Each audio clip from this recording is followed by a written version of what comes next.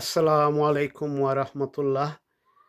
একটা breaking news আইজ হুনাজার সকল মিডিয়াত একজন নামী সাবেক president of France Nicolas Sarkozy থানরে ফ্রান্সর কোর্টে 5 বছর জেল দিছে ও চার্জে যেন তান ইলেকশন ক্যাম্পেইনও Colonel Gaddafi of Libya gistone পয়সা আনছেন campaign চালাইবার lie in return for favors, diplomatic favors.